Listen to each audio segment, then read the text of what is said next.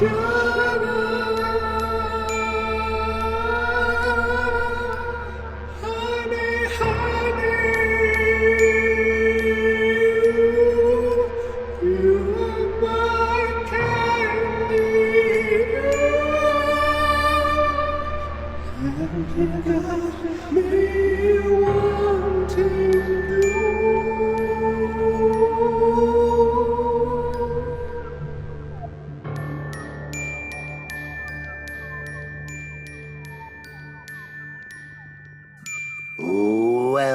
to Riverdale After Dark, a podcast about the CW's Riverdale that just watched all of its friends die. I'm Alex. When you walk through the darkness for as long as we have, you contemplate some things about life, death, and you realize that life's just saying hello, podcasting alongside people for a while, and that's it. I'm Justin. So grim. I'm Pete. And we are going to be talking about Riverdale Season 7, Episode 20, Chapter 137, Goodbye Riverdale, the series finale of Riverdale, the last episode ever until the inevitable reunion movie in 20 years. We'll be back for that, of course. Let's hope so. Yeah, let's see. But... woof. We'll be dead in the back of a car pulling into Pops. Oh my gosh. Okay, if you haven't watched it, go watch it. But not only that, if you've only watched it on TV, there's actually two versions of it. There is the regular TV length version, which is 42 minutes long, and the version we're going to be talking about, which is almost, I wrote down the exact time. 50. It is about 50. Yeah, it's 50 minutes long. So there's an extra about 8 minutes of footage going on there. We'll talk through what's different, but just so you know, there might be some surprises in there that we're going to talk down. Now, the absolute briefest bit of recap here, because we're going to, I'm sure, get into a lot of this as we talk through the episode. But the basic thing you need to know going into this episode, in case you've tuned out from season 1 or whatever, is everybody's back in the 1950s. For a long while, they didn't have their memories. Last episode, they got their memories back, so they have their memory of being teenagers in the 1950s, as well as their time through Riverdale. We were told that Betty and Jughead were the only people that remembered absolutely everything, the good and the bad, while everybody else just remembered the good. Not quite applicable to the way that it plays out in this episode. Nope. But that's okay, because here we are picking up 67 years later after that episode. Now, classic time plot, jump. Before we get into anything, we gotta talk about this. We gotta talk a little bit about how were you guys feeling before you watched the last episode? Because I was freaking out. I was just oh my God, I can't believe this is it. The last episode ever. A lot of, nervous anxiety and oh my God, how's it going to end? Am I going to hate it? Am I going to love it? Am I going to put my fist through the screen? What's going to happen? What about you? Well, Justin, what were you? No, we're talking about feelings before exactly. Thank you. Pete, could you just hold up your palms so I can see your knuckles? How many TVs you punched through? Oh, all of them. It's interesting coming off the last episode, which sort of went through the looking glass when you have your characters watch the show they're on. It sort of leaves you with what's next here? Right. And so I was like, this could be, and we sort of knew that it was going to be a look back, a time jump, and then a look back. And I was like, oh, that's interesting. And then literally as soon as it started, I was like, what other show before it's over could make you nostalgic about it in the show? This whole episode was like, hey, wasn't this fun? Hey. Isn't it sad it's ending?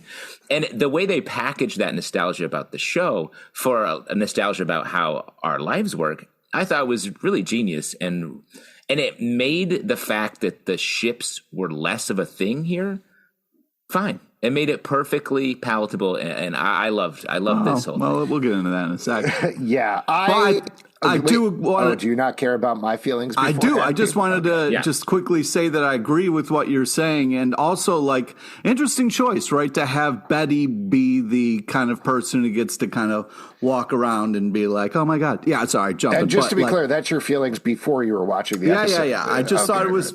Yeah, he kind of, sorry. You set this up, man. I'm just following your rules. I know. I just wanted to comment on it. I'm sorry. Yeah, no, I know. We're obviously going to jump all over the place because we're hepped up right now with... We're crying. We're crying. Well, that's the thing, is that I said this repeatedly, particularly over the past season, that the only thing that I really wanted going into this episode was to feel something for these characters, for these actors. Because you're dead inside. I am mostly dead inside. And all I want is to feel like crack a little bit of a smile or a tiny little bit of a frown. You know, what does that feel like? I don't even know anymore. Yeah. But seriously, I wanted to feel something for these characters. I know there's no way...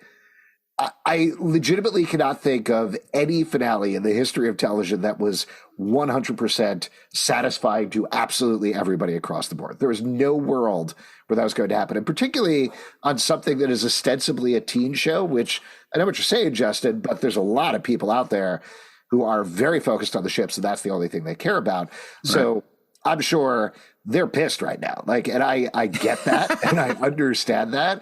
But for me, that's not what I was following. There are ships that I cared about. There are literally relationships I cared about. But well, really, just hold up a sec here. Yeah. This is like, you're like, I don't really care about that stuff because you got your Shoni. You're just, your ship is the one that went through, dog. Well, that's so the plot. Like, I'm saying I'm following the plot, and the plot is Shoni. No, I think, sure, maybe I'd be feeling different if different things. I think you would be feeling very different. Wow. Look, Alex just blindly walking through like, I'm impartial. But I like here's everything. The other thing that I throw out there. I mean, while I'm jumping around all over the place, but like, I do think we got resolution in the ships in the middle there, if you really look at it. Like, I don't think it was blatant, like, and then here's the wedding at the end of the series or anything like that. But like we talked about the last episode, regardless of what happened this episode, in my mind, Jabitha is endgame. Like, that's the information that they gave us. Like, there's other information that we learned here. There are other things that happen.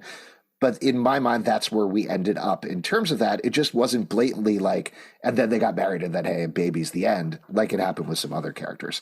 The main thing that I'd say, though, just to jump into the episode in terms of feeling things, to just kind of wrap this up with a bow, is I was pretty much sobbing nonstop for like 50 solid minutes. So mission accomplished, Riverdale.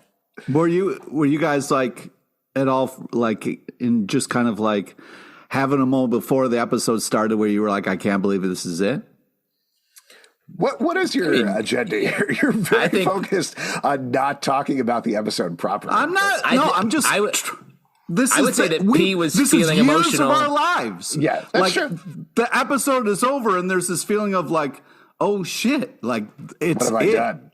Yeah, like what have I done with my life? That's what I felt afterwards. I was like, I guess I just get a hobby now? I'm not sure. But I just, for me, I felt like the build up to this and the kind of moment before the episode started, I've never had this kind of like so much like, holy shit. You know what I mean? Like, this is it.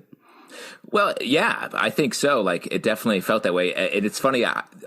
We've been reposting the podcast leading up to the finale on the Riverdale After Dark Twitter feed, and I listened to our first ever preview episode before this, and it's actually really funny. We're so like, yeah, we're just going to talk about this show, and to think of like how caught up in it we've gotten over the last. Just like, I mean, there's been 137 episodes of the show. By this point, I don't have the exact count, but I think we've done 168 episodes of this podcast. So that's a lot. That's a big chunk of time that we spent thinking and talking about this show, arguing about this show. So yes, I'm making fun, but I 100% get what you're saying, Pete. I also think like I was preparing myself for what are they going to focus on? How are they going to play this out? Because I knew they were going to do old Betty. I was preparing myself for the fact that, okay, we're going to see Betty die probably because she's old. And this is probably some sort of Angel Jughead thing where he's doing a "this is your life" type thing. And so I was kind of on the money there in terms of that, but I did not expect we would get the 6 Feet Under finale. Did you guys watch 6 Feet Under? Yeah. Okay, so 6 Feet Under, just real quick, it didn't do exactly this, and this isn't exactly a ripoff or anything, but that was about a funeral parlor, and the last episode, I think it's the last 10 or 15 minutes, you go through this montage of everybody's lives and watch the characters that you spent several seasons with die, and it's traumatizing. Like, it's very traumatizing to watch. This was kind of like that over the course of an entire episode, maybe a little gentler than that because you don't see all of the death scenes. Very positive. Very positive.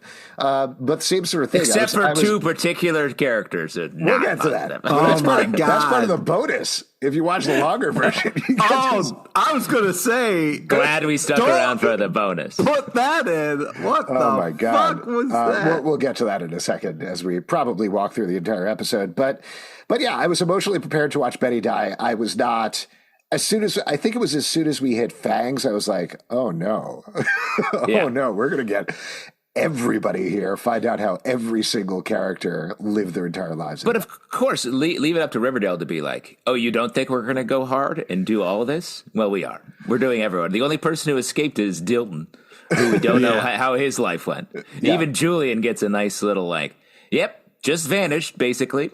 Nobody cared. That's also in the bonus scene. Just to mention that really quickly, since we're touching that up front, should I just run through the bonus stuff just so people know when we get to it, or should we talk about it? If we can not then fly off the rails there and go into a huge thing. If we can, I don't know. Yeah, let's just put it in. Can we highlight what's bonus as we're doing it? Yeah, as bonus, or I'll talk about it at the end of the episode. That's good. But yeah, now can we get into the episode? Can we talk about it, Pete? Is that all right? Yep. Preamble. Pete, did you actually watch it, or are you saving it because you couldn't sit down and? I had a hard time getting ready to watch it, but yeah, I watched it. Well, then let's talk about overall impressions of the episode. I mean, I think I've already said that I was crying pretty much on and off for about 50 minutes, and a lot of that, frankly, it was obviously based on saying goodbye to these characters, but also. I don't know about you guys, but I felt real, actual emotion coming from the cast during this. There were several times. I'll call out when Veronica says goodbye to Betty and says we're always going to be in touch, and her voice cracks. I was like, oh, that's Camila Mendes saying goodbye to Lily Reinhart, or like the hilarious, ridiculous poetry roast that Archie is doing. There's a couple of I'm glad you said roast because he was like, I got a poem, and then he starts roasting people. That was the Comedy Central roast of Riverdale, 100%. Yeah. Wasn't it crazy that Archie moved out west, became a construction worker, and the roast master general? Yeah, that's a crazy very Five goes west of him. Yeah, but even during that, there were several shots where they cut to the cast, and you could see them crying, and that really felt like they were crying. And throughout the episode, they've spent 7 years of their life, more actually, on this show nonstop. Again, that was the thing that got me about this episode almost more than anything, is like, I'm sure we could get into quibbles in the plots and what they did with the ships and everything else, but I felt the emotion there. That's what I wanted to feel, and I came away satisfied at the end of the episode. Yeah, I mean, I guess I didn't cry as much, but it hits you right out of the gate, just the emotionality and the nostalgia of it. And the way they do it, it's such a celebration, but it made me feel nostalgic about my life. Like, it touches through the screen to create those feelings, I think, in us, the viewer. And that's amazing to go that hard at something, and really reframes the whole show as like this celebration of how weird our lives are, how close we are with people and then far away from them, and how like ephemeral it all is. It made the show something that, like, we often joke about how wild and crazy it is, but it's sort of pointing to like everybody's life has crazy stuff. We might not keep our twin brother's corpse in our basement, but we do weird stuff. That's for sure. So like that was my sort of big takeaway from it. And the other thing I would say is I love how they got real with stuff like, and we'll talk about this, I'm sure, with the ships in a little bit, but like the way all this ended was like, yeah, you don't really end up with your high school partner mostly. So like to say when you're a junior, like this is end game, it's like, well, maybe for one more year, it's end of high school game. But so I really appreciate that. And it didn't bother me that we didn't get our big ones. I mean, a little bit maybe, but not like enough to make me like mad or punch something. The other thing I would say, the way they made it made the quad thing real. No, Wait, I'm just going to say it. We'll talk about it later. I'm just going to say because it's part of my. No, you can't just. It's part of my kept it real point, and then we can talk about more of it in a little bit. The polycule is part of your kept it real point? Is that what's happening? Well, just let me finish speaking, both of you, for the last time. Because the core message, the core dynamic of Archie comics is that Archie's dating Betty and Veronica almost always and never choosing. And they made that part of the show. They took that weird thing that is like a part of the format of comic books and any sort of repeatable episodic content. And they said, no, they are actually all dating at the same time. And that to me is taking something sort of like foolish out of a comic and saying like, no, that can happen in real life. And it makes sense that it does for these characters. Angel Alex, how did Pete die? Well, that's a great question. Justin was chatting about the polycule in the final episode in the middle of the podcast and he just keeled over. Yeah, he just went horribly. Just vomited all over himself. Fell over. His head. Like Betty, let me just quickly. It's where he felt most at home, listening to Justin make him mad. So he died there. Yeah, let me just quickly bring up the most controversial moment of the show, and then we'll move on. Well, I just want to quickly bring it up. The craziest fucking thing that in the 1950s that everybody's doing.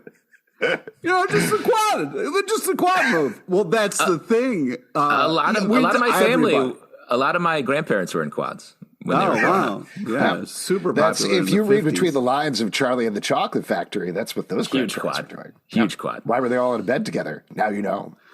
I mean, the show has been insane from the jump. So, they were like, why not just, take it up a notch? So that's what I want to point to, actually, now that we're just jumping in and talking about this. Because you guys got to talk a little bit about how you felt overall. So that's what I'm doing. I'm saying that this was a crazy emotional roller coaster of insanity, ideas that are, and then when you thought it was over, they just were like, oh, yeah, check. And I was just like, you got to be effing kidding me.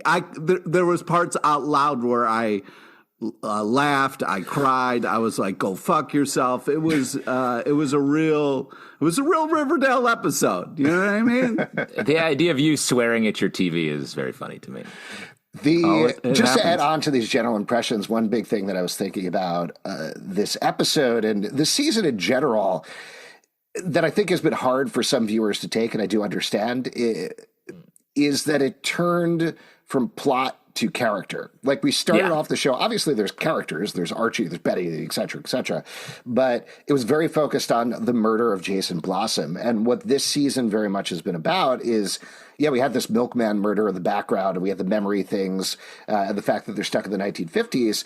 But what it really dug in on over the course of this season is the character, like the idea of character itself and what it means and what these characters mean. And ultimately, the resolution here is an emotional one because it's bringing them to a place where they're fully realized human beings that are maybe not happy and joyous and all the time and young and beautiful and always in that great pops of the sky, but they reach a place of contentment, and that's where we left them, which is a very different place than where we picked up with them, and a very different show than where we picked up with them.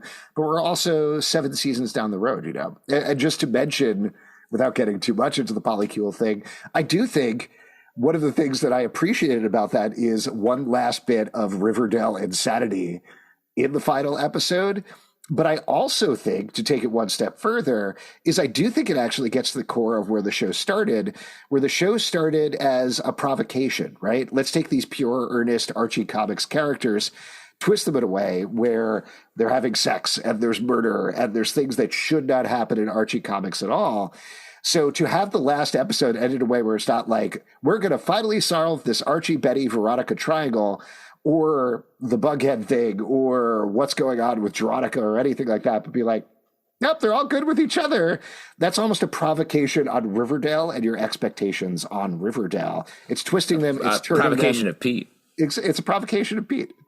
That was actually the original title of the show, was The Provocation of Pete. Yeah, take it easy with that. Take it easy with that. Yeah. Hey, I laughed, I cried. Go fuck yourself.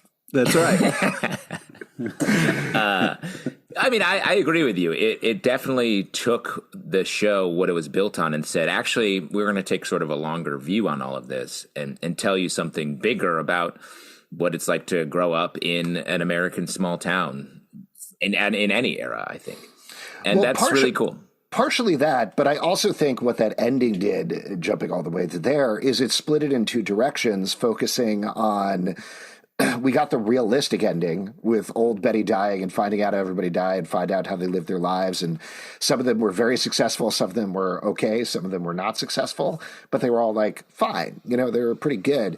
And then you have that scene in the Pop's Diner at the end, which implies to us through Angel Jughead's speech at the end there, these characters are always there for you. You could revisit the show. You can go to Archie Comics. They are forever, even if human beings are not. And I think... even though I expected us to go back to the idea of Riverdale as a town, as Americana, something that we spent a lot of time on over the course of the first couple of seasons, I thought that was a really interesting message, splitting it both ways, focusing on the comics, focusing on their iconic nature as American characters, but also giving us resolution for these characters in the show at the same time. Yeah. And making Pop flip burgers for all of eternity. Yeah, all of eternity was. I assume he's happy doing that. That's a big assumption. That's a big assumption on your part. They went to that's the a big assumption on hereafter. Jughead's part. Yeah, exactly. That's what I'm saying. Nobody's they went to asking heaven. Pops. There was no conversation with Pops where Pops was like, you know what I love doing? No, I think it is. Wait. They went to heaven. I'm trying to say one thing. They went to heaven and Pop went to hell. See you later. That's what I was saying. Yeah, sequel series is Pops in Hell. Yeah, just flipping burgers until for kids who don't care. I mean, it was a little weird how Jughead was like, "Hey, you can always rewatch the show. Also, there's Archie Comics and other things. I'm just going to plug our stuff here at the end, just so you can go back." Well, that's what they said when Roberto Aguirre-Scasa's voice came in. It was like, "Hey, real quick before you go, anything you want to plug?" And Jughead was like, "Thanks so much. A couple of quick things." Thanks so much. Really appreciate that. Yeah, Pretty Little Liars Summer School coming to Max later on. I'm going back to Zach and Cody. That's me. Oh, good. Yeah, that's smart. That's what he wants. That's what we want for him. Do you think if you're driving through heaven and you see Pops, you're like, you pull in for a little bit, hang out? Yeah, that was a weird ad for hey, check out diners. They're fun. No, that was a weird ad for here's what you should do when you die. Go to a diner. Oh, that's where it comes from. There you go. All right, why don't we jump into the episode, because there's obviously lots of plot points to talk about, some that we've touched on already. But we start off with old Black Betty, Lamb Madame. She is 67 years have gone by. She is resting in her granddaughter's house. Her granddaughter is named Alice. Of Cooper, get it? Yeah. Alice Cooper. And Jughead has just died. We're not explicitly told that at first, but it's pretty clear when you see what's going on. Obit. It's an obit. And she wants to go back to Riverdale. Now, Pete, at this point, they say, okay, we'll do that in the morning if you're feeling okay. It cuts to what I thought was a shout out to the floating babies. What did you think about that? Because we get that little baby light that lights up like it did over the fire. You finally got to see it after all these episodes. You've got to feel good about that. Oh my God. Yeah. I'm glad that I was a little upset that it didn't come out in the poetry roast. But I was just happy Archie for a little... roasts the floating babies. It cuts to them and there's like, yeah. You got to see the floating babies born again, Dagwood and Juniper. Mm-hmm. And Jughead is there, but it is classic Jughead from the first couple of seasons, down to the hair and everything. Now, He's a weirdo. He's a weirdo. This is something that's not specified in the show, but I wanted to throw out to you guys. This is clearly Angel Jughead. That's the character. We can call it that. Is this the Angel Gabriel? Is it Jughead who's dead, or is it Tabitha / Gabriel / this angel thing that they've been playing all along? What was your take on it?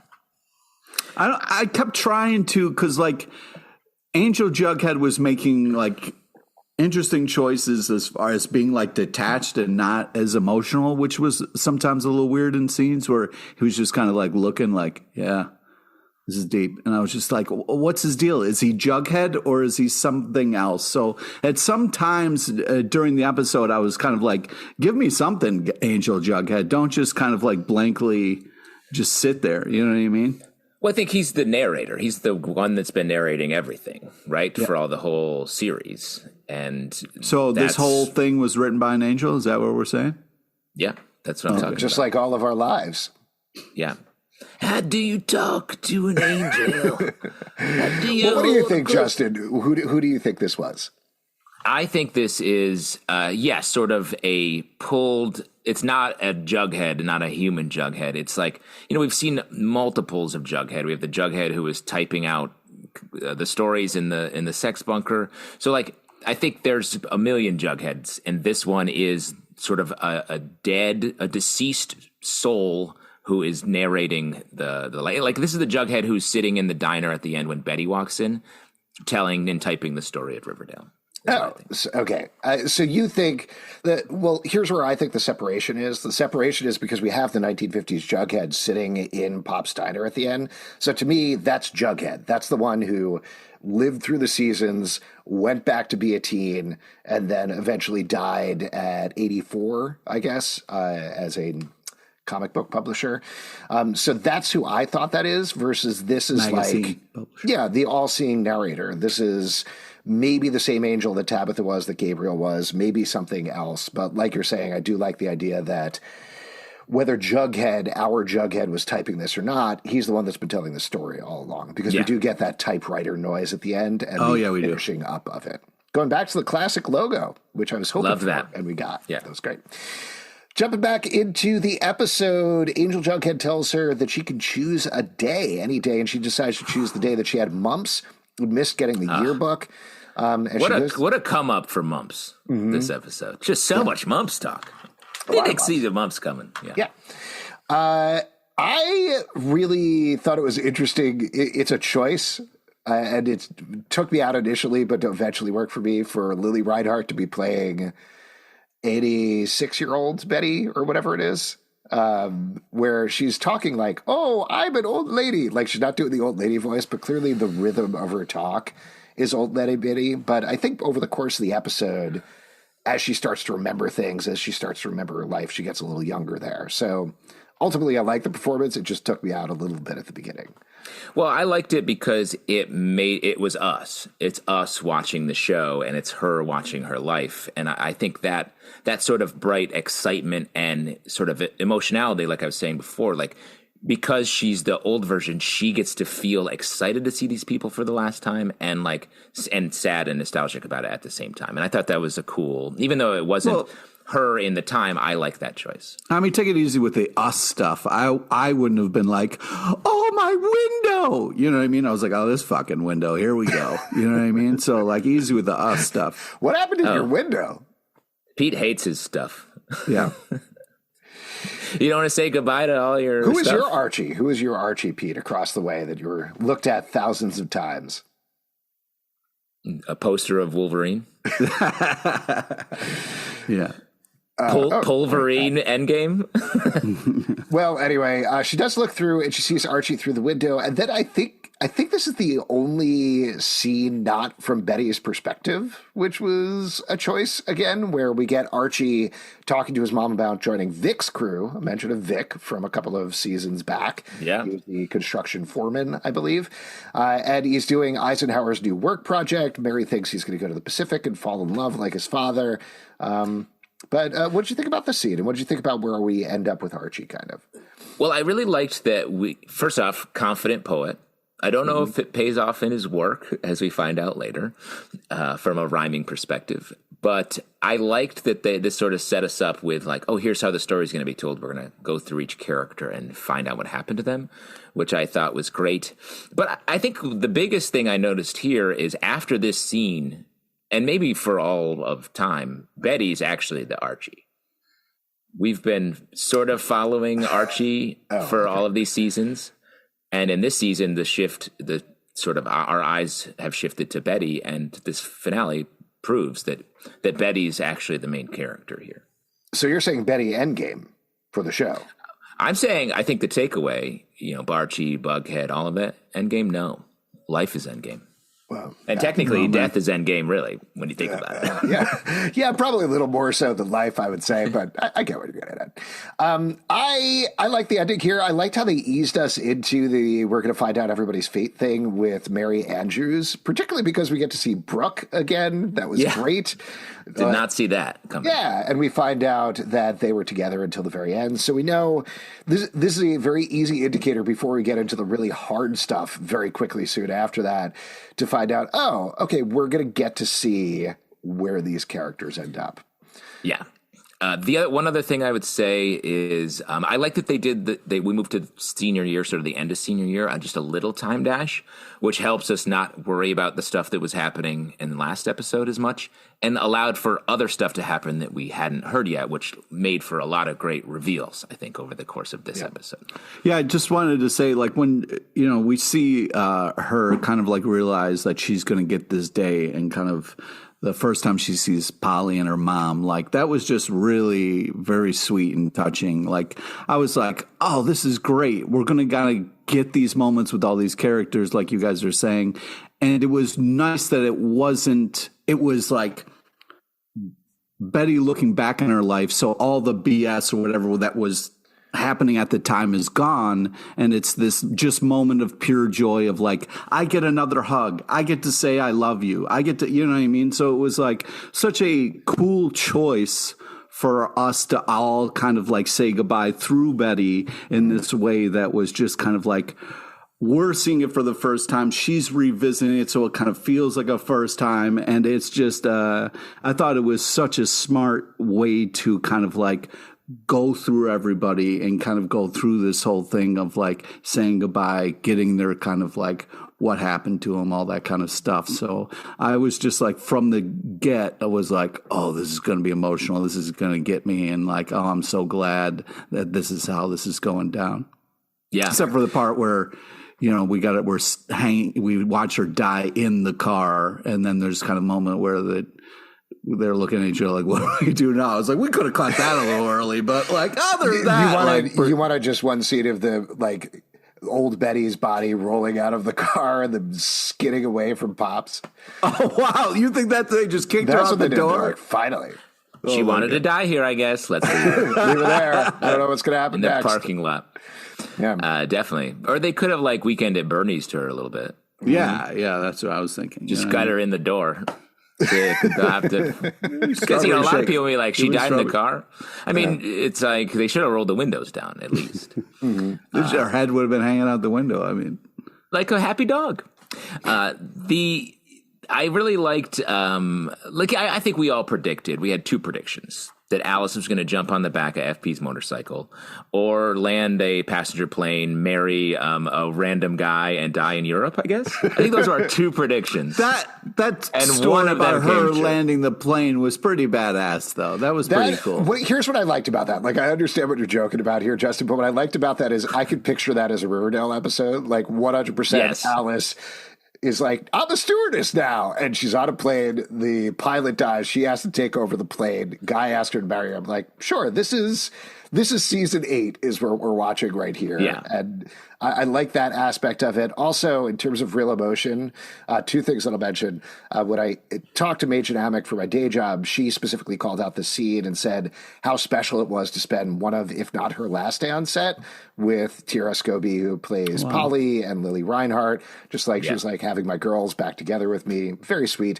And that line afterwards absolutely crushed me, where Betty and Jughead are sitting on the steps, and she says she offered to send you postcards from every place you went, and then she says, until the day the postcards stopped coming. I was like, tears. Very sad. But beautiful. But good. I really love when she said, I love you, Mom. I was like, that's really, really nice. That got me. Yeah. But I was definitely crying by that point. And then when they like B and V took arms and kind of like, we're going to walk in the school. It's like, oh my God. What do you think about Polly's ending before we skip ahead to that? She has Juniper and Dagwood again. And she really gave birth to consistent. Those kids. Yeah. Never dances, but has a good life. We feel good about that. I think it's pretty nice. Yeah. I'm here for it. Yeah. Why not? I'd take that life. Yes. So Betty does go to school. They do the arm in arm thing, like you mentioned. We find out that Archie won a Best Poem award.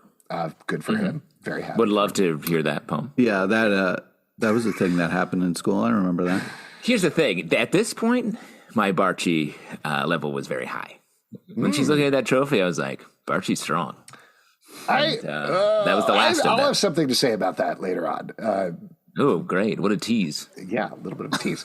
One thing I do want to say about the poetry, and you mentioned this before, Justin, but I think the way that KJ Apa was playing Archie in this episode is he is more confident. He's a more fully realized Archie who doesn't have the anger and frustration of the first couple of seasons Archie, but he has the life experience and earnestness of this. So I kind of believed that we haven't seen any good poems from him, but maybe he actually developed as a poet at this point. And what we were getting here was just a goofy roast later on in the episode. Yeah, I buy that too. We're like seconds away from a moment that I really loved when they walked into the school and Toni does the announcement and then does this, the Langston Hughes poem, which was just I thought that was such a wow moment, such a great kind of thing to do. And I thought it was beautifully done. Yeah, I agree. That was a beautifully read poem. I love the fact that Toni is class president now. That seemed pretty great. I love the quick shot of Weatherby behind her. Yeah. The whole thing being like, bend towards justice and bring the people of color in the show to a further point and more of a front point, I thought was really good. I'm sure people will have issues and concerns about that, and we're not necessarily the people to talk about that, to be honest. So if people do, let us know. We're happy to talk about it. But I really like this a lot. There's also a scene that I think is part of the extended version that was not in the broadcast version. I'm not 100% sure, but right after that, we get a scene of Betty and Angel Jughead in the blue and gold, and they talk about how Toni always made sure that the blue and gold was a dialogue with whatever was happening in the nation. They really actually wrote about issues, which brings a closure from where they were at the beginning of the season with Emmett Till's murder. So I like that quite a bit. And then she almost finds out what's going to happen with Toni, but she doesn't want to know yet. Then we get, what did you guys think about Cheryl in this episode? Oh my God. Cheryl, just seeing her and going, ew, barf. Like she doesn't like mumps. Yeah. She who mumps. does? It was just a classic, great Cheryl, just like immediate mood change. Like just, I thought it was great. Cheryl was the one character I wanted a little more of in this episode, to be honest. Like, obviously, I love Cheryl. I'm in the tank for Cheryl, but I feel like... You're a Shoney team, yeah. I'm Shoney team. But I feel like this scene, and there's another scene that I don't think made the broadcast version, where Betty and Cheryl in the bathroom together, where it felt like season 1 Cheryl to me, and then... the one other time that we really got to see her at the art show, that to me felt like season 7 Cheryl, this more fully realized Cheryl. And I wasn't able to gel the two together necessarily. I don't know if you guys felt the same. Well, yeah, I think Cheryl has had a lot of real estate in the show, but I think at the end of the day, this show was about the core 4 for most of it, and I think Cheryl is just a great character and a great performance, and by Madeline Petch. So it's like, I think they were just like, okay, we've gotten Cheryl, and Cheryl and Toni have been sort of settled relationship for episodes for this whole season, basically. So I think they were already in a good place, and it made sense that they just had like a little coda as opposed to like getting back into it. Well, I disagree. Yeah. It should have been in the entire episode. Take it away, Pete. Yeah, I mean, I agree with you, Alex. Cheryl and Toni are an amazing power couple. And yeah, I mean, we can't have them dominate the whole thing, but I did, like, every time you kind of got them, it was just such a nice change and such a cool, fun moment. And yeah, I was really happy. I wanted more Toni stuff, but I'm really like the Toni stuff that they got into with the blue and gold and what she meant to the school and for the community was really, really awesome. And we should mention in the extended version as well, we finally got our hashtag sweet little motorcycle ride between Cheryl and Toni. There was a rain kiss. There was a snow kiss. We got to watch their entire wedding. I couldn't believe they cut out that entire 3-hour-long sequence. Alex, sorry to interrupt you, but I think you just hit your head and dream. I did pass out for, like, when I started watching the episode, it was morning time, and by the time I was done, it was several days later. Oh, wow. I got news for you. We're in the sweet hereafter, and like Pop, we're flipping podcast burgers for the rest of eternity.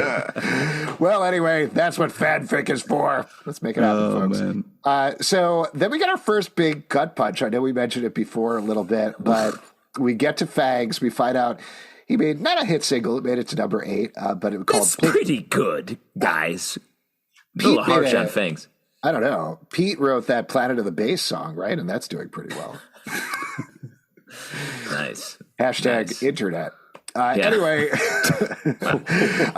We've officially dated this episode right now. I'll cut that out. That's in the extended version of our podcast. Good. So he writes this Pixie Girl song clearly about Midge, which is very cute. They got married.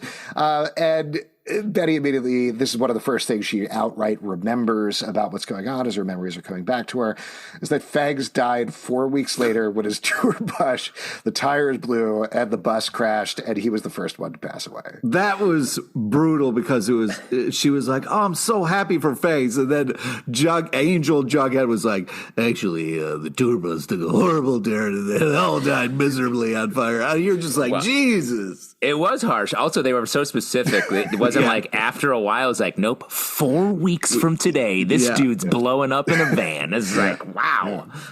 And then he got attached to the back of the bus and dragged for several miles. I was like, I'm surprised it wasn't more detailed. Like he was impaled as it went over the cliff. There was a brief while where we thought he was alive, but he wasn't. He died. This is very much like the Richie Valens, so I think that was cool. I almost thought rather than this much more gruesome thing, they should have just put him on the plane with the real Richie Valens. That's what I thought they were going to do. Yeah. When did that happen? I was, it doesn't matter. I was about to say it doesn't line up date wise, but I just realized we're talking about the Riverdale. It's Riverdale. Also, he could have lived longer than 4 weeks and just got on that plane. 10 weeks later, give him a little. Yeah. Now, Midge and their daughter were taken care of for the rest of their lives because of the royalties that he got. That was nice. SAG and WGA who are fighting for their rights and their residuals and royalties right now. Nice, good. That's how you live a life. I like the gold record kind of behind them where it was like a nice kind of beacon of like a little bit of hope for that family.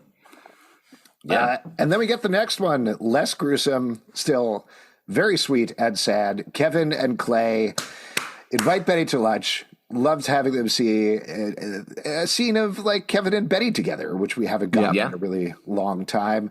But we find out Kevin goes to NYU for musical theater writing. Clay goes to Columbia for literature. They told their parents. Their parents know about them and they're supportive and they tell them to stay safe.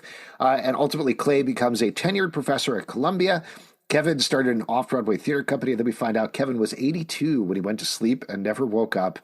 And Clay, a couple of weeks later, let's say 4 weeks later, probably, was on a bench feeding some pigeons when the pigeons, I believe, pecked him to death. Yeah, because he ran out of pigeon feed before they were done eating. So, you know, that was, tore him apart. You guys live in New York. You know what it's like. Time. I need more time. But if New York pigeons get too hungry, they will eat your eyes. So just watch out when you're visiting. The crazy reveal to me was they lived in the Apollo Theater. I was like, holy shit. You can't just live in the Apollo Theater. They don't rent out apartments in the Apollo. No, you can't just be like moved in New York City. Do you think Archie ever visited them and did like Showtime at the Apollo? Probably. Definitely. Yeah, did a roast. Let's see if we can find the footage. Yeah, he did his roast at the Apollo. Archie. He would have gotten the whitest man in America. It would have been kind of funny if they were like, and then because they were living in Harlem, they died during the fight between the Incredible Hulk and the Abomination. Whoa! Like, oh my God, this is in the MCU the whole time. That's wild. Yeah, I was having a great time with Kevin and Clay. And then when they opened the window on the Apollo Theater, I was like, oh, come on. I mean, too much for old Pete over here. I mean, I appreciate. I thought for a second before I also saw, I was like, is that the Apollo side? What's going on here? For a second, I thought maybe they're going to live in like Katie Keene's apartment or something. Oh, nice. I don't know. It's all right. I mean, I liked the shout out to the Apollo Theater. It's an amazing theater. I mean, I worked there for a couple of years, but like, you can't live in there. But you tried. Yeah, they tried. They made it work. Yeah, when you were working there, that's when they found Kevin's body, right? Yeah. When they found his corpse. And then, look, 2 weeks later, they found Clay's pigeon-pecked corpse. I love that Kevin, Clay, professor, Columbia, probably. Kevin formed an off-Broadway theater company. I know you're joking about that. I really like this. Like, I like the fact it fits, and it's real. Yes, exactly. That it's not like, and he dominated Broadway. Like, we get some of that with Veronica later on, where she got 2 Oscars and she dominated Hollywood, and Betty kind of does the same thing. Like, they do these world-transforming things. But the fact that they gave some people, like, yeah, they lived good lives and good, happy lives, and they did things that were good. They weren't the most important people in the world, but they were important to their lives and to each other. I thought was a really lovely way of ending up a lot of these stories. Well, and let me say something personal here. Like, when I graduated high school, I spoke at graduation, and I read a song called "The Class of '57." And it's an old Statler Brothers song, and it's about how it's literally like this episode, a list of what people in high school went on to do in their lives, and it's a mix of like happy and sad things. And my point was like, we're going to leave here and live our lives. And I was that was just running through my head this whole episode, that like that's what this episode is saying. It's like people went and lived their lives, and some of them had like amazing lives, a lot of them had like good, happy lives. And a couple people sort of had a tough time. Do you think, I mean, this is the class of 57, like that's when they're graduating. 100%. Do you think it was inspired by that at all? Yeah. Yes. Was this whole show inspired by your speech at the end of your graduation? You called the TV thing last episode. That's right. And I think Roberto and I graduated from the same high school. Oh, yeah. Oh, wow. Okay. He's just ripping me off all this time. You were valedictorian. He was salutatorian. That's true. Well, I know what that means. I was valedictorian. That's why I spoke. So cool it. Don't besmirch me. Yes. Wow. So we need to get into it because the next thing that happens is the thing that we probably need to talk about. Is Kevin and Clay are like, "Come on, Betty, be honest about it. We know that all 4 of you are dating." And so here's what's going on here for anybody who missed it or wasn't sure what was happening, is after they got their memories back, they realized rather than making any decisions, Betty and Jughead had some feelings that were sparked from getting their memories back because they remember their time together. They're nostalgic for it. Archie and Veronica remember they were together. Betty and Veronica clearly had a thing in the 1950s. Jughead and Veronica are together, and Betty and Archie clearly had a thing in the 1950s. And they're like, you know what? We all like each other. Let's do this. Let's all date each other. What do you think about this? I mean, I said my piece on it, so I'll just speak briefly before Pete punches something. But I like I said, I like that they sort of took the classic relationship, added Jughead to it, and took it at face value and said like, no, let's just do this. It helps solve the whole ship problem where everyone gets a little bit. Like, got a little bughead. Got a little hot bughead scene, Pete. I'm sure that must have been a confusing rush of positive and negative emotions. We get some Archie. We get some Veronica. I mean, that's the thing, because, you're watching it with this trepidation of, like, is my ship going to make it? You know what I mean? And even though Zelbin's ship was endgame, he still wanted 3 hours of a wedding, tacked onto there. So it's greedy. Like... Tacked on? Sorry. Look how greedy. Even now he's being greedy. Even now you're an asshole. My point is that, like, so I was blindsided by this because I was just like, I didn't even occur to me as an option. So it was like the shock. It didn't occur to you that they were all going to be just having sex all senior year together? Yeah, so just swapping partners. And then sometimes somebody was busy, so I would just crawl into their room. Yeah, and to be clear, it was very satisfying both physically and emotionally, as we find out. Yeah, yes, exactly. And Reggie's part, like, come on, Betty, you couldn't have crawled over to me? Like, that was hysterical. Charles Melton was so funny in that scene. Every single line was laugh out loud. His head turned into a wolf's, and he was like, ow! I like this. Yeah, it's hard because it's like, okay, I see what you did there. A little bit of everybody wins. Okay, fine. But it's also like, it doesn't sound like a very 50s thing. But, happy that it's not this thing of like, Archie is endgame and I got to fucking be miserable the whole time. It was just the shock of it was kind of like, holy. So it was kind of a crazy emotional choice. Yeah, I'm still not sure exactly how I feel about it. I love the audacity of it to just go for this. Like, yeah, I think I said this earlier, but it wouldn't be Riverdale if they didn't do something absolutely batshit insane in the last episode that makes you go like, what? This would not happen on any other TV show. Agree, it wouldn't happen on other shows, but the show has been telling us that this is what's happening all season long. They've been setting up these relationships and then leaving them without any sort of payoff. Like we've talked about, like, oh, it's weird. We never got any follow-up on Archie, Veronica, like any of this. Bughead. Well, it made sense. It made sense why he didn't get followed up on Bughead, because that wasn't a part of this. Some people say it was the peak of their, you know what I mean? Like the Pete, two what of are we them gonna after this episode? What are we gonna argue about? It's in our lives. You're just going to be find friends. something. You'll be friends, I think, finally. Friend head? No, I don't think so. Yeah. But I think that the show's been telling us this, and they just paid it off in the most direct way. Literally, that shot of them, the three of them waving at Betty, I was like, that's hilarious. It's so good. Them all holding hands in the movie theater, the whole like montage of it. Wild, absolutely. Made me want to drink absinthe right after that. Right in the morning. Then we find out what happens with Reggie after that very fun scene. We get a little poignant, sad scene where we find out about his history. So he played for Kansas State. Then he got drafted by the Lakers. Very sad, you're saying. During the summers, you hate the Lakers. I hate the Lakers. I'm more of a Knicks fan. There you go. Nice job. If you wouldn't have questioned it, we would kind of just been fine. Oh, no, it's definitely not fine. But he has to, like most Lakers players, he has to work at his family farm during the summers, and then he sells the farm. Basketball didn't pay as much back then. Yeah, back then, bro. They paid in baskets, right? Like you take a basket of fruit home at the end of the day, you take the basket. That's why they got the name basketball. Larry give you a little peach baskets. Piece of the lake every time. Yeah, one big problem with that is that there's no bottoms on the basket, so they put the fruit in and the fruit falls out. Yeah, that's a huge problem.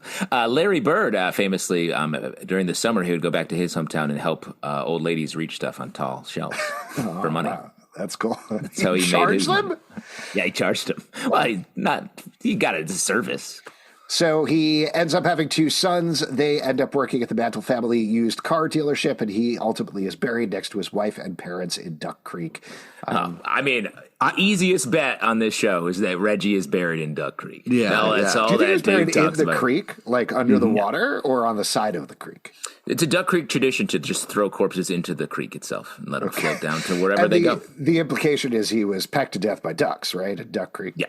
Yeah, that's what. If you read through the lines, every character was pecked to death by a different bird.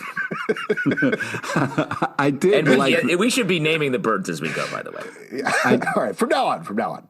I did like the shout out back to the car, because Reggie did work at that car place for a while. So it was nice that the dealership came back around. Mm-hmm. It's a family business, and it makes sense. Like, this is what I was talking about last episode, I think, where technically these characters are the parents or grandparents of the kids that we would be watching in a present day Riverdale. So it is the generational catch up. And so it makes sense that Reggie's They're their kids, own grandparents is what you're saying? Exactly. That's what I'm saying. Great. I'm my own grandma. I mean, it could happen. Grandma. It could happen on Riverdale.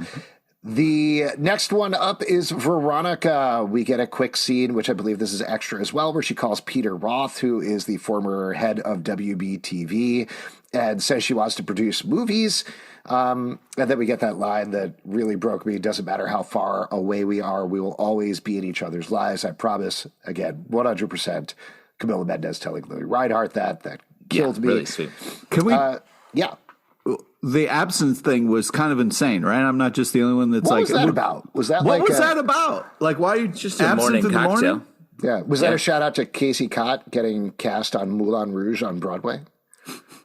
That's what I'm going to have to give it a no, Alex. I don't think that was that. I do think it was like a dream type thing, because like absinthe is supposed to give you hallucinations or dreams or something like that. So maybe it was like I don't know. green fairy type thing. I don't know. Veronica's like, I'm going to launch an absinthe business or something. Like, I like the line, I'm proud of all your businesses. That's a lot of pride. Does Betty have that amount of pride to give out to Veronica? Yeah. We also get some nice shouts out on the Babylonium marquee. It's a science fiction double feature where they're there. immediately afterwards, when they're looking at the Hollywood Walk of Fame style thing in front with Veronica's handprint, it says The Big Sleep in the background. Yeah. But we find out Veronica won 2 Oscars, created some of the most iconic movies of our time, and is buried in the Hollywood Forever Cemetery. Betty sobs. Yeah, she was really sad, and especially she was pecked to death by flamingos. Beautiful bird. Yeah, much. Did you know that actually flamingos are pink because they eat blood? They're not naturally pink.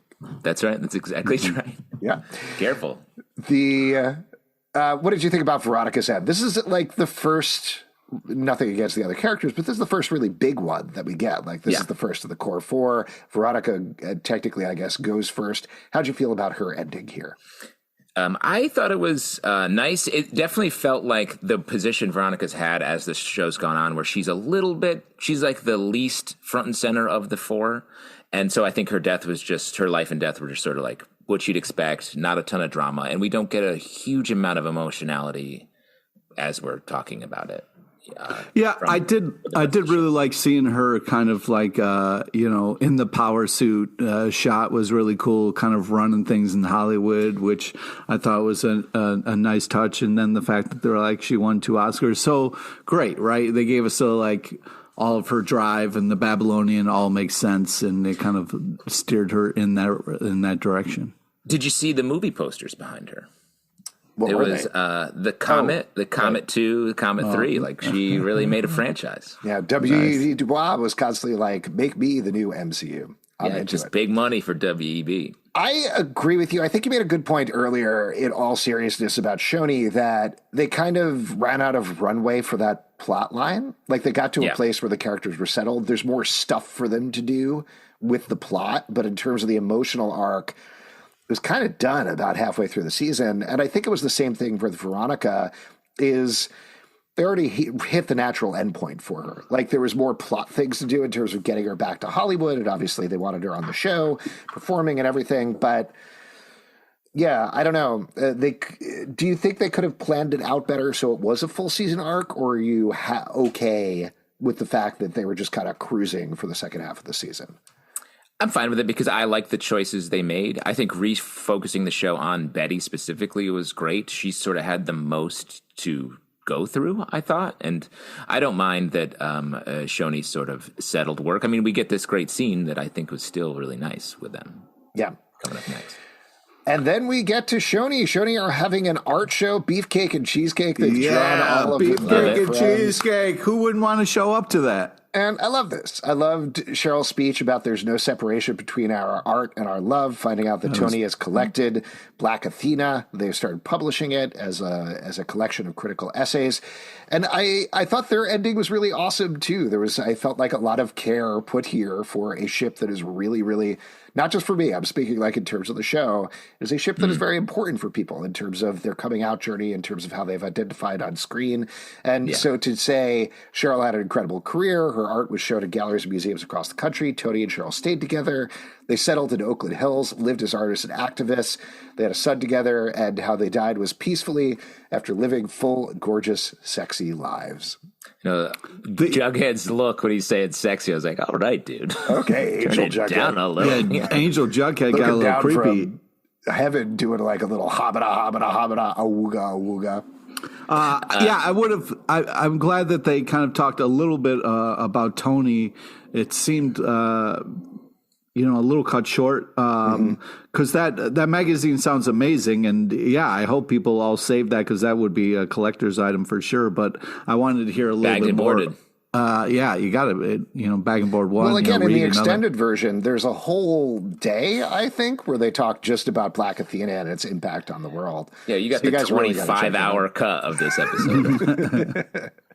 The Big Brother live. It would have been I would have liked a little bit more because that sounded very interesting. What I'm saying is, that's what I was going to bring up. This is a great little in-joke, I think, is the way to do it. Not only do you get to see Cheryl and Toni had a kid together, but the kid, I believe, is Vanessa Morgan's child, actual real child, who is named River, and in real life, and she has been very specific that no, His name is River. It is not after Riverdale. I just named him River. I don't remember the reason. And then she also didn't want River to be her baby back in season 6 because she didn't want to put that pressure on her baby, throw him into show business too soon. She wanted to have a normal life for at least a while until it could be his choice. So it's a very fun in-joke to have River playing Dale and then Jughead to very specifically be like, named after Riverdale, of course. So I thought that was great. Very fun. It's very funny to be like, I'm naming my son River, but it's not about the show Riverdale that consumes most of my life. I would say choose a different name. Yeah, probably. But that's all right. It's all right. It's what you chose. No. Still fun scene. Great seeing Shodi have a baby together. I agree with you, Pete. Of course I wanted more of it. But just in terms of the plot, I was pleased with where they ended up. And then we get this thing that was definitely cut out where we find out the fates of a bunch of other characters very quickly.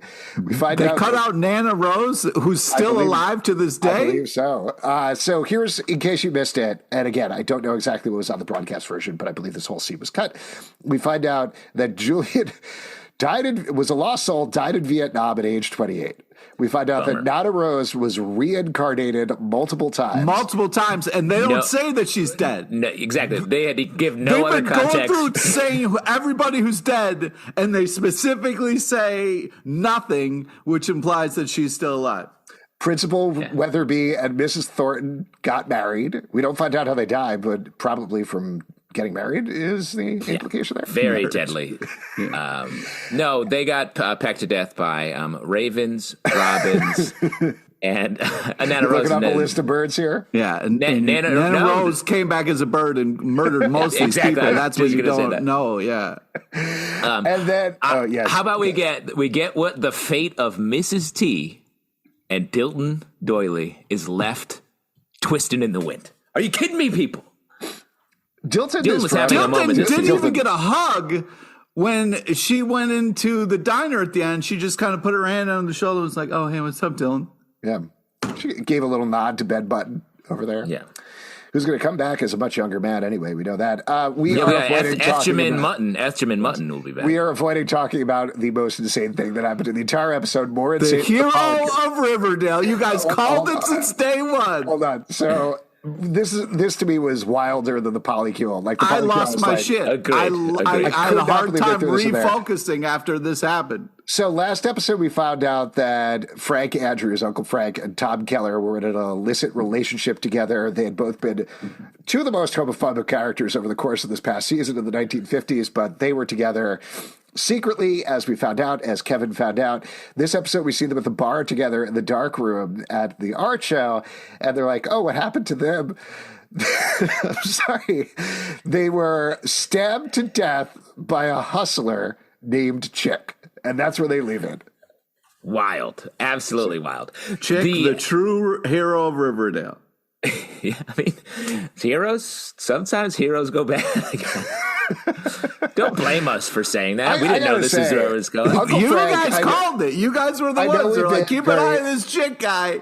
I know we've been very anti-Uncle Frank this season. This felt unnecessary to me. Like, 100%. Obviously they cut it out of the episode unnecessary, but I was like, that's too much. We don't need to. I couldn't believe that they threw that line in there. That Chick stabbed them both to death. And also the way it's played out, Jughead just kind of tosses it off, and Betty, no reaction, just is like, okay, on to the next thing. Yeah, they really just let it ride. I thought maybe Betty might be like, wait, are you talking about my brother Chick? It was very much like another person named Chick. It was could also be a chicken. That's a great call. Them to death. That's exactly what I was going to say, Pete. That's the chick that killed them. Chick and murderer, the local murderer. I think the point. I mean, it's very like Poochie returned to his home planet. But also, it's like the perils of hiding your truth. This whole season was about like expressing yourself. And their whole thing was like hiding their truth and using it to spread negativity to everybody else trying to live their lives. And so I think they were punished this way at the end. I guess so. Well, I gotta say, I was happy that Uncle Frank ate it like that. That made me a little bit. And I will mention, just to kind of wrap this up here, a chick is a type of bird. So there you go. That's what I'm saying. Yeah. We already made that joke. Are you Oh, not did? listening to us when no, we're I talking? was reading through the. No. You're reading through different birds. Yes. What's the name of that bird where the eggs come from? What is that? Oh, chicken. Chick. Got it. Sorry, guys. All right, we move on to the core four is talking about Veronica leaving. We get some wild lines here. Given the opportunity to know and love each other across two timelines. And then Jughead says... They hit that a couple of times. Like, we get it, guys. Yeah. You run around twice. If we had sex with each other almost constantly. If we have to live through high school twice, which we did, I'm glad it was with you three yahoos. And then they just we get two scenes that, I believe are cut out of the broadcast. They say, let's take one last ride on the hot rod. I believe they cut out the ride on the hot rod. Oh, come on. Which is a bummer. I love that because, again, Archie and Jughead energy strong here. Feeling good. I love that scene. I thought that was great. Yeah. And then, Well, I just like seeing the car again. I didn't like where they were sitting in the car, but I liked the car was nice. yep. Cool. And then we have another scene that I believe was cut out that I thought was a phenomenal scene. Maybe it got cut down a little bit, but Betty is scared to go inside of Thornhill. And again, this felt like real emotion to me because I believe Lily Reinhardt and Cole Sprouse were the two last people filming. So I assume at this point, mostly everybody had left set. But her saying, I know and you know this is the last time we'll all of us be together really got me hard. Me too. And then this line that I thought brought home the entire point of the episode, Angel Jughead saying, that's life, Betty. You say hello. You walk alongside someone for a while. You say goodbye. That's the arc of a life, isn't it? Every minute counts. Well, beautiful. That's a fucking dark way to sum up your whole life. Is the peak of it is you walk next to somebody for a little bit. That's the peak of existence. What do you want to have happen? You walk next to them, then you like lay down in the grass and kiss a little bit, see what happens. There's a lot of things you can do in life. You can climb a mountain. You can, there's tons of fun things you can do. It's not just. I think he's speaking. Who's walking next to me? I mean, it's like the footprints poem where Jesus is on the beach and then there's one set of footprints. Mm-hmm. And in those times, Jesus was like grabbing a beer or whatever. Yeah, he just wasn't there. He just wasn't there. It's like, the peak of existence is having a beer next to Jesus, and then you got to die after that. I did really like the part where Betty was like, I don't want to say goodbye. I thought that was a nice kind of, we're all on the kind of same page of like, once you go in here, we're wrapping up. And, and so I'm glad that I was like, yeah, stall a little bit. Let's not end this so quickly, Yeah, let's roast. And then we do get to, Archie Andrews' Roast of Riverdale. Very fun. This was ridiculous. This is the point. I know I mentioned this earlier, but this is the point where I was like, these are the good memories they remembered. These are the good times they had that they were like, I want to remember this stuff. I don't think that really made sense. But. It was funny how Archie was like, I'm a big time poet. And everybody was like, yeesh. I think the point here, Alex, is this is straight up meta. This is 100%. Literally the cast making fun of the show, the craziness, and the writers making fun of themselves. And I loved all of this. Human dialysis machine. Did you think it was deserving of a standing ovation after it was done, though? You know what I mean? It's friends hanging out, having a good time. That's all I took from that scene. I mean, I've been preparing my roast of you guys for quite some time, so I hope you like it. I hope you'll give me a standing when I finish. We'll do that in next upcoming episode of the podcast. Yeah. I will say, Kevin was maybe the worst one, where everybody was like, here's a ridiculous thing that happened to you. And Kevin's like, do me. And he's like, well, you went cruising in Foxwoods. And they cut back to him, and he's like, what? Oh, so that's not how poems work. You don't just kind of mess up. You write it, and then it's not like an interaction. So it was weird that Kevin was like, great point. Well, maybe that was crowd work. Maybe he was basically saying like, oh, Kevin, you want to hear what happened to you? Here's this. You were cruising. Now maybe next time you won't heckle me. But then we get a big scene that we got to turn to Justin for. Yes. Betty and Archie say goodbye here. And Archie gives a speech. I wrote down pretty much the entire thing. I always thought it would end up you and me. Well, here's the whole speech. I know we'll see each other again. Maybe we'll even end up together. I've always felt it would be you and me at the end of the road. I mean, it started with us, didn't it? A boy and a girl next door to each other. And then Betty tells him Ooh. the only one is whole future, and says that he makes it to California. He meets a, quote, sweet, strong girl that makes you laugh. He settles in Modesto, has a beautiful family. He's a professional construction worker and an amateur writer. And you are so, so content and happy. And when you die, you ask to be buried here in Riverdale next to your father. And then they kiss. Justin, over to you for more. I mean, it was really, like I said before, like it, you know, I obviously have been a Archie guy for basically the whole time. And so this was sad in that respect. But I actually, like I said earlier, I liked the fact that it's like, you know, most people don't marry their high school sweetheart. And the fact that you've seen Archie have this wanderlust all series, especially this season. So I think all of this actually makes a lot of sense. And I appreciate it. And I think the real end game here is Archie being buried next to Fred. Also, yeah, I mean, Fred that game. was a beautiful... Archie is Fred game. When he, you know, that got me in the feels when he said, you know, next to your father. That was like, any time that they mentioned his father was really touching. But you gotta ask somebody before you lay out their whole entire life. You know what I mean? Like, you can't just run up to somebody and be like, this is what's going to happen. This is where you're going to die. And this is where you're going to go. You fucked up their whole timeline. But this is literal dream logic. Like Angel Jughead says when they arrive at Riverdale High, she's like, is this a dream? Is this real? And he's like, something in between. And that's kind of what it is. Like, she's not changing his timeline. It's not the Archie, the quote real Archie is like, now I know exactly to move to Modesto. Yeah, exactly. He's sitting in Modesto going, where's the person who's going to make me laugh? Where's this strong girl? Yeah. I love it, Pete, that you're reading the situation where it's Archie being like, what did you say? Where? It's because of time paradox, Betty. How dare you? Looper. Yeah, haven't you seen Looper, Betty? What the fuck are you doing? Here's what I took away from the scene that I was getting at earlier, Justin, is in a very similar way as I think you could take Jabitha Endgame from the last episode. This scene to me said, in as much as anything is Endgame, Archie is Endgame. Like don't say things like that. Why you just pissed off so many people by saying that? But that's the implication of the scene. Like, obviously, they don't end up together. Implication. They don't end up together, so that they're not Endgame. But it is emotional endgame. It is emotional endgame. Like, that is the emotionality here that is being put forward. They're taking it realistically. And like Justin has been saying, is most of the time you don't end up with your high school sweetheart. They don't end up together. Betty ends up single. There's another little bit that we'll talk about in a second that maybe goes a little more towards what you want, Pete, that I'll throw out there. But I think that's what we get from the scene is like, it is closure for Archie, and it's not closure like, well, it's not Endgame in the sense that people have talked about Endgame for the past 7 seasons. It's Endgame in terms of these two people are completely in love and devoted to each other, and that's where we leave them. Couldn't agree more. No. I like this time.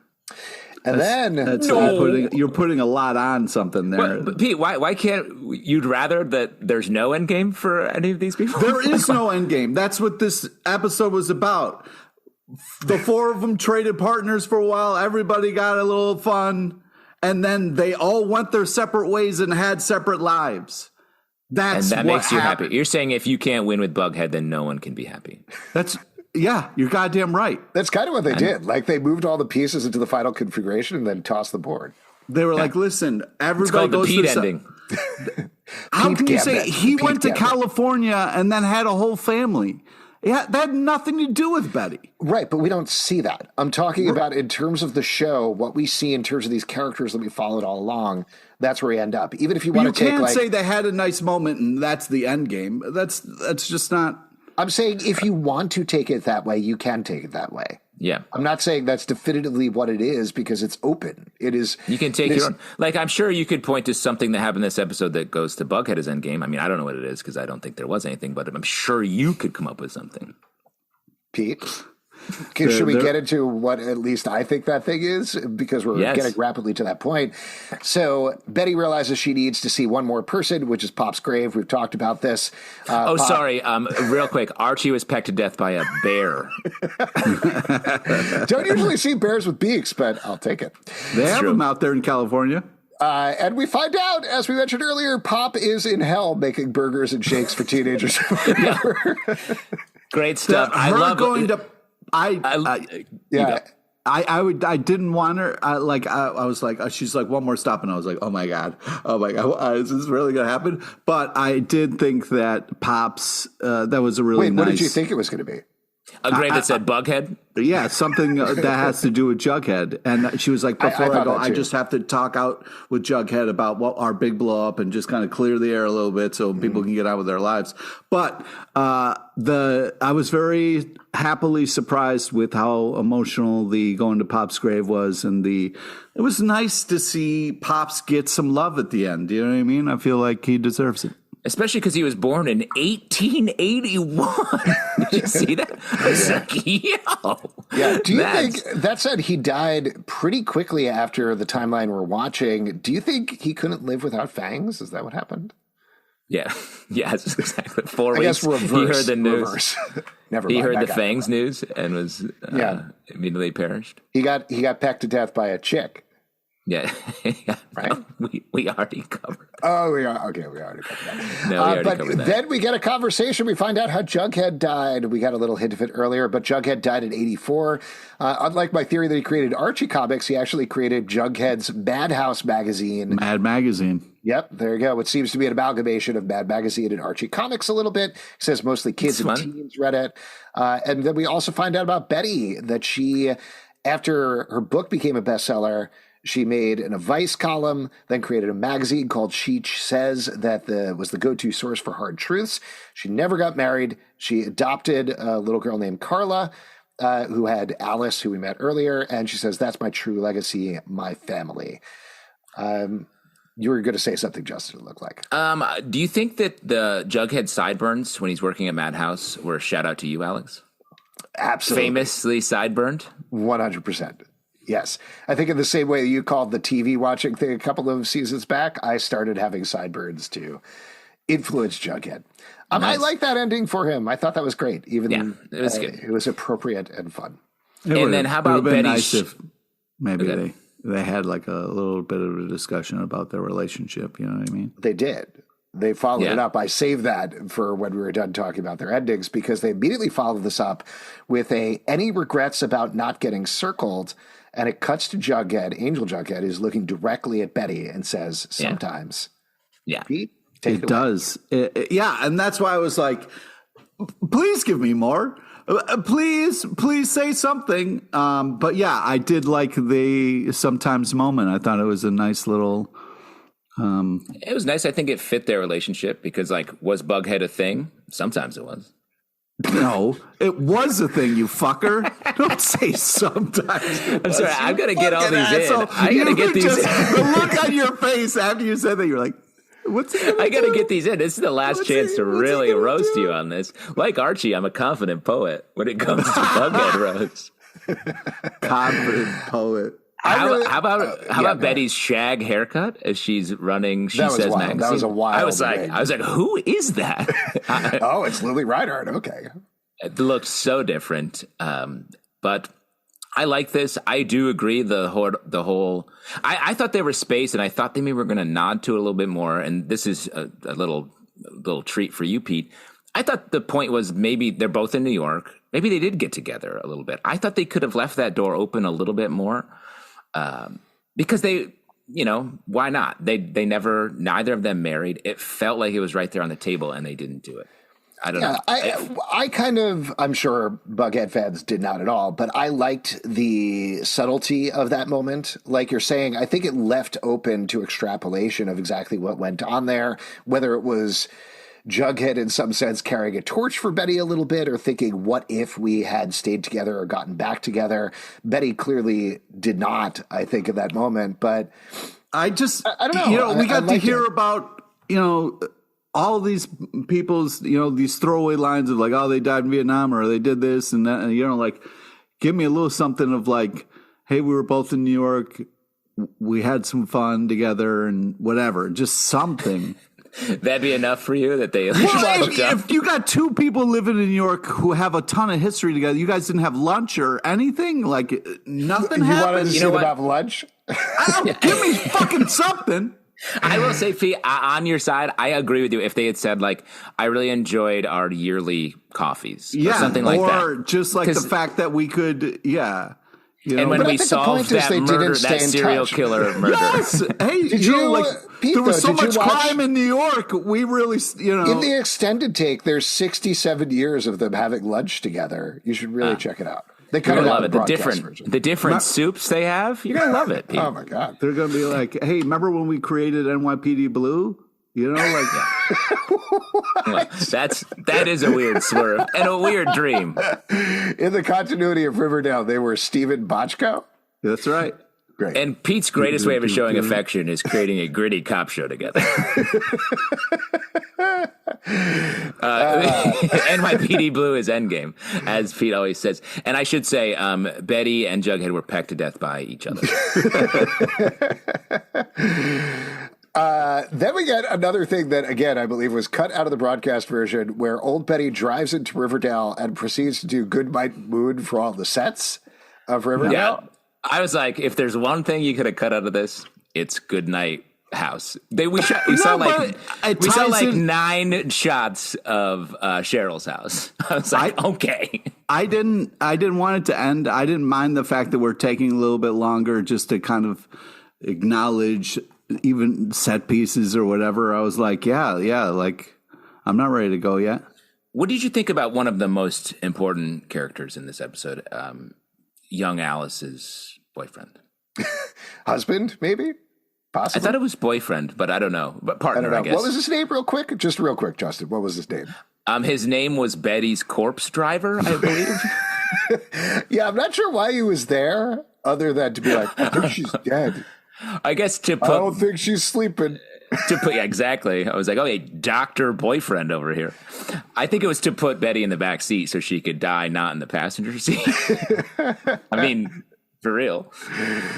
I guess so. I'm not quite 100% I mean, what's the least that. creepiest way to have someone die in the car? I mean, they were like, oh, let's put a little pillow there. That way it'll seem comfortable. I mean, the idea that Alice is like, oh, she's sleeping. And he's like, that lady's dead, dude. I was like, what?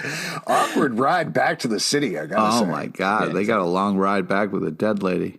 Yeah, do we have to, like, bury her, or what should we do, Alice? We should strap her to the roof like in that movie. Yeah. One last movie reference for this show. But then we get, so old Betty dies. Young Betty gets out of the car at Pop's. Strong ponytail. Strong ponytail. It is. I think that was one of the outfits she wore in the first episode as well. I could be wrong about that, even though it was 1950 stuff. And Jason is there. Jason Blossom is holding the door. He's working at Pop's. We get one last return to him. Welcomes her to the sweet hereafter. Everybody has been waiting for her. They all died before her, as we know. So they've all been waiting. They got a strawberry shake waiting for her. And then we get one final speech from this Angel Jughead as he looks out at everybody. I wrote down the entire speech. I can read it right now.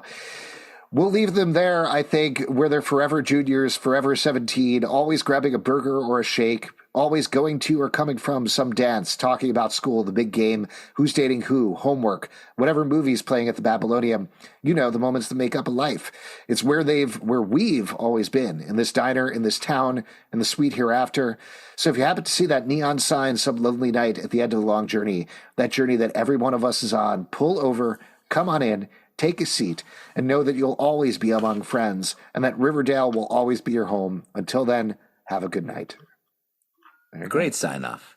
And it makes a sense now. Anytime I see a diner, I'm going to pull and run inside and say, are my favorite teens in here? Hey, friends, it's me. Did I die? Please tell me I'm dead. Pop, make me all the burgers. This world is nothing but pain. I really liked this last speech. I thought it was good.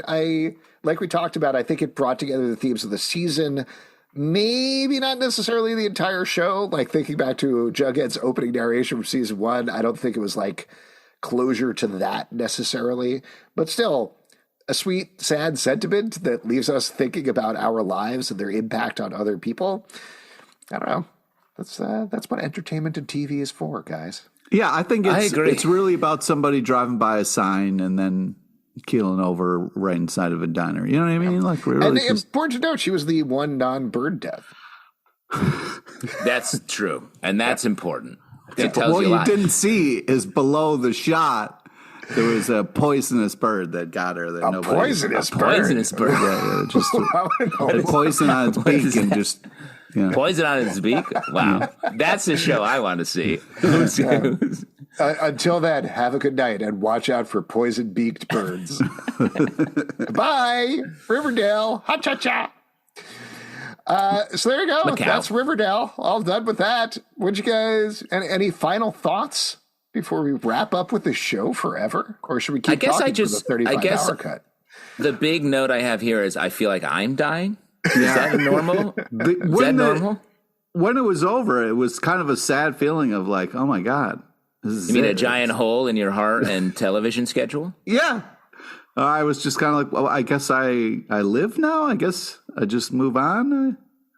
Find another show to obsess over. I don't know what happened. You can do the Truman Show thing of, wow, let's find out what else is on. And then you click on to the next thing. Ooh, nice. That's good. Speaking of which, we should probably mention what's next for us as a podcast. This is the last official recap episode. So a couple of things there. First of all, I'm sure you all have thoughts, angry reactions, I'm sure, about a lot of things like we talked about, complaints, theories, etc. There's a lot of gaps and questions in there, and we want to hear from you. We want to do another episode, a mailbag episode from all of you, getting your thoughts on the episode that will roll out. We'll have had a week probably at that point to really think about our feelings and process them. So we'll throw in some of that stuff as well. So we'll do one last wrap-up episode of this podcast. In the meantime, I will plug that we have a ton of other podcasts that we do. We do a weekly comic book talk show podcast where we're happy to talk about Riverdale Tuesdays at 7 p.m. on the Comic Book Club YouTube and Facebook pages. We also do a lot of other TV recap podcasts. We do a Marvel show called Marvel Vision, a DC show called Sons of a Gun. You can check out everything at comicbookclublive.com. So that's a little plug portion, but we should, before we wrap up here, who was the MVP? Well, I just want to I just want to say, if you did listen to all of our rantings, just say thank you for being on this journey with us. It was super awesome to get. Wait, you're saying thank you? I thought you said just say thank you to us. He's being earnest for a second. Go ahead, Pete. No, I mean, there's been some really nice people who've reached out on Twitter and different stuff that's like, was a cool bonding thing. And I just wanted to thank everybody who rolled with us. If you hated us now, I'm sorry, but thanks for listening anyway. And we really appreciate it. Yeah, 100%. This is such a blast to do every week. And I feel like we're going to end up being like, let's just throw together a little Riverdale episode in like a year. It's like, why are we doing that? Because we want to. Yeah, we love talking about the show. And like Pete said, we have loved talking to all of you about the show. Like we said, we're going to do it at least one more time. We're going to do the wrap-up episode next week. But before we wrap up here, who was the MVP for Riverdale? Pete, take it away. You got to go with Betty. Series. You got to go with Betty on that, just because we got to see her die in the car. No, I think that's the way the rules are. MVPs die Whoever last. dies last wins. It was. Yeah, it's the most virile person, I believe, is MVP, right? Yeah, that's right. She was like, I outlasted all these fuckers. She's like the Highlander of Riverdale. I think, seeing it one last time through her eyes before she killed over in the parking lot of Pops was a nice idea and a great way to do it. And I think a smart choice. So got to give it to the old Betty. I would also say Betty. I think the show really, over the course of it, it was an ensemble most of all, I think, but Archie was the focus at times. Jughead was the focus at times. Veronica, a little bit less so was the focus. Cheryl was the focus at times. But Betty is the Archie of the show, is my takeaway. She's the center of the show, and that's awesome. I think I've loved her journey that she's gone on. She has had the most happen to her, I think, from where we don't know what's happening in the darker Betty moments from like the last couple seasons to this season, where we really got to ride along with her on a journey from being like an innocent to like discovering who she is and the power that she has as a person. It was amazing, and I guess I'll also shout out Dilton Doily, because who the fuck else will? Oh, that's nice. And now, Salvin, if you don't say chick, a lot of people are going to be disappointed. Yeah, by the way, we should mention this was also in the deleted scenes. Dilton Doyle was crushed to death by his massive hog. So. He was pegged to death by his massive hog. Oh, my God. Before I say who my MVP is, this is just while we're getting nostalgic about everything, I just legitimately wanted to give a shout out to the entire cast who has been Yes. This is a really amazing cast of actors really who've is. been up for anything and everything. The wildest show on television. They have done such an incredible job, done such crazy things and emotional things that run the gamut sometimes in the same scene, which is a really hard job, and they've worked clearly really, really hard at it. Also, shout out to the writers and directors and the insanely talented behind the scenes folks. You know, we've talked to some of them, but like from the set decorators to the makeup artists to the costume people to the people doing even Betty's ridiculous wig in this last scene here. But all of that stuff, they've put so much care and love into this. You know, there's a great Vulture interview that went up before the finale where the cast was talking about being like the internet's punching bag for the past couple of years. And I think that really devalues, you've used this phrase a lot, Justin, but the movie level work that people do on this show. There are scenes, even in this last episode, that are gorgeous, like gorgeously shot, that I would love to see in any movie. They would get a shout out if they were in any movie. So, and the paintings too. Exactly, and the paintings. Everything has been really awesome to see, and it has been lovely to talk about it. But at the end of the day, I gotta give it up for Cheryl. Cheryl Blossom is the standout of the show for me. I've loved all of the cast; they've been amazing. But Cheryl Blossom has been this iconic character who has been hilarious and insane to watch over 7 seasons. Taken on the most bonkers storylines possible, and it has been an absolute delight. So there you go. That is it for our last official recap episode of Riverdale After Dark. Like we said, if you'd like to support the show and all the shows we do, patreon.com/Comic Book Club. We do the live show every Tuesday night at 7 p.m. to Facebook and YouTube. Come hang out. We would love to chat with you about Riverdale. Apple, Spotify, or the app of your choice to subscribe and listen to the show. At Riverdale Dark on Twitter, Riverdale After on Instagram, Riverdale After Dark on Facebook, comicbookclublive.com. For this podcast and many more. Until next week, we'll see you after dark. Well, I still get the chance to roast Pete about Bughead? Sometimes.